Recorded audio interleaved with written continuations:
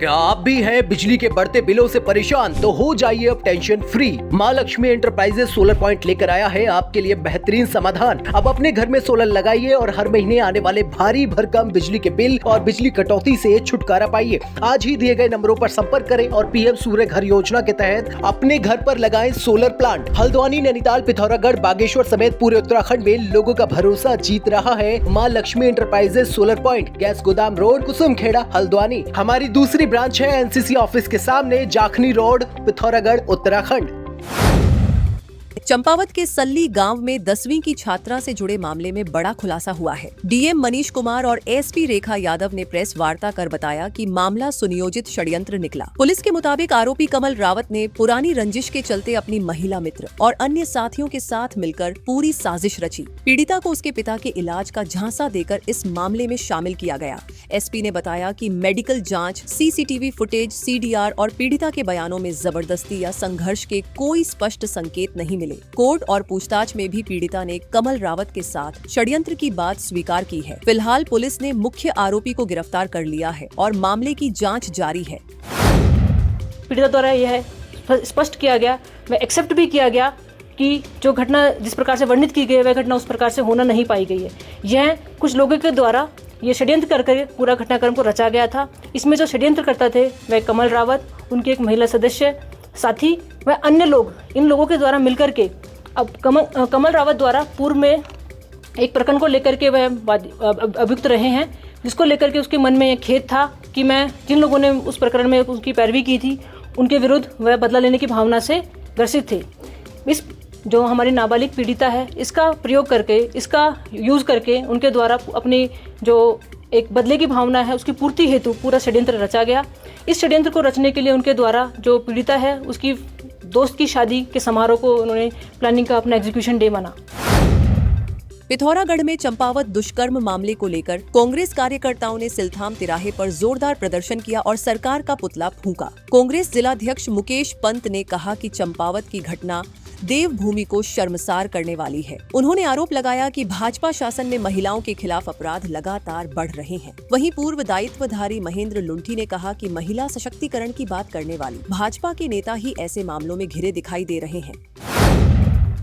मुख्यमंत्री पुष्कर धामी आज अपने पिथौरागढ़ दौरे पर हैं। मुख्यमंत्री ने कई विकास योजनाओं का लोकार्पण और शिलान्यास किया। वहीं मुख्यमंत्री के कार्यक्रम से पहले ही कांग्रेस ने जोरदार विरोध प्रदर्शन किया। रामलीला मैदान से निकाले गए प्रदर्शन में कांग्रेस कार्यकर्ताओं ने भाजपा सरकार पर विकास कार्यों की अनदेखी का आरोप लगाया। कांग्रेस नेताओं ने कहा कि पिछले 5 वर्षों में पिथौरागढ़ को विकास के नाम पर सिर्फ आश्वासन मिले। पिथौरागढ़ टनकपुर राष्ट्रीय राजमार्ग बदहाल स्थिति में है और घाट क्षेत्र अब भी मलबे से प्रभावित है। प्रदर्शन के दौरान जिला चिकित्सालय में डॉक्टरों की कमी, बेस हॉस्पिटल में स्टाफ नियुक्ति न होने, महिला सुरक्षा समेत अन्य मुद्दों को लेकर सरकार को घेरा गया। कांग्रेसियों ने हाथ में काली पट्टी बांध विरोध जताया। वहीं विरोध बढ़ता देख पुलिस ने प्रदर्शनकारियों को मौके से हिरासत में लिया।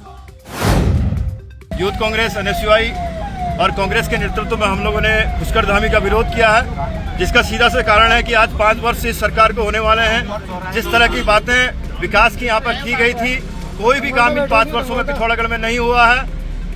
आज पिथौरागढ़ का हम राजमार्ग की बात करें, राजमार्ग घाट बैंड के पास पूरी तरीके से बाधित है, जिसको लेकर हम लगातार कह रहे हैं कि इसको सही करना चाहिए। आज कैलाश उत्सव में मुख्यमंत्री आए हैं, लेकिन ये कैसा कैलाश उत्सव है जहां पिथौरागढ़ के अंदर जिला चिकित्सालय में डॉक्टर्स गायब हैं, मेडिकल कॉलेज के अंदर डॉक्टर्स की नियुक्ति नहीं हो रही है, बेस अस्पताल को आपने मेडिकल कॉलेज से जोड़कर अभी तक वहां पे स्टाफ की तैनाती नहीं की गई है। यहाँ क्षेत्रीय विधायक लिफ्ट तक नहीं लगाने की बात कर रहे हैं। तो ये कैसी ये सरकार है और सीमांत जनपद के रहने वाले खुद मुख्यमंत्री हैं, आज जिनका हमें विरोध करना पड़ रहा है।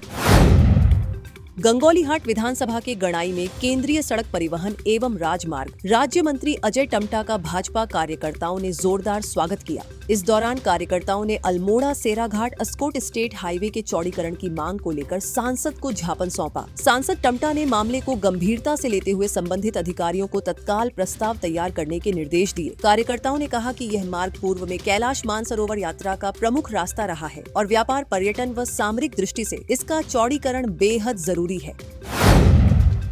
प्रधानमंत्री नरेंद्र मोदी जल्द उत्तराखंड आने वाले हैं। प्रधानमंत्री के टिहरी में प्रस्तावित दौरे को लेकर प्रशासनिक और राजनीतिक गतिविधियां तेज हो गई हैं। टिहरी झील किनारे कोटी कॉलोनी में प्रस्तावित बड़ी जनसभा के साथ प्रधानमंत्री के पर्यटन से जुड़े कार्यक्रमों को लेकर भी चर्चाएं हैं। बताया जा रहा है कि प्रधानमंत्री टिहरी बांध की झील में बोटिंग कर सकते हैं। विधानसभा चुनाव से पहले पीएम मोदी का ये दौरा राजनीतिक तौर पर अहम माना जा रहा है।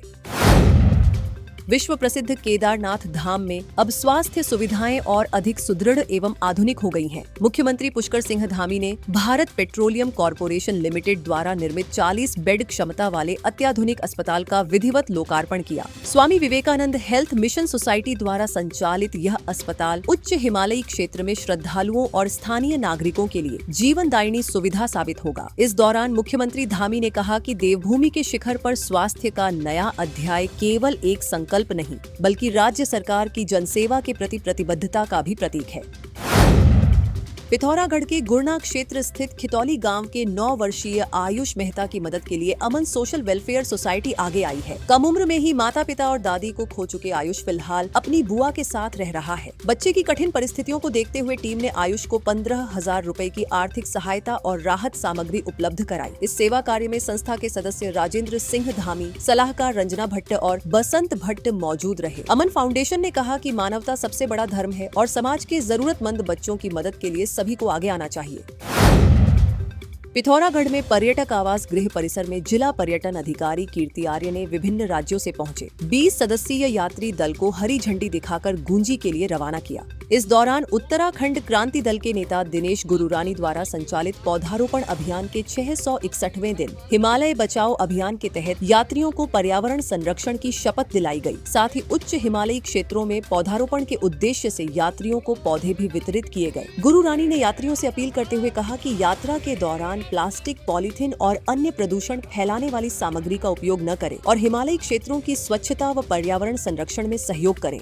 तो ये थी आज की फटाफट न्यूज। ऐसी ही ताज़ा तरीन खबरों के लिए हमारे YouTube चैनल को सब्सक्राइब जरूर करें। साथ ही हमारा Facebook पेज फॉलो भी करें।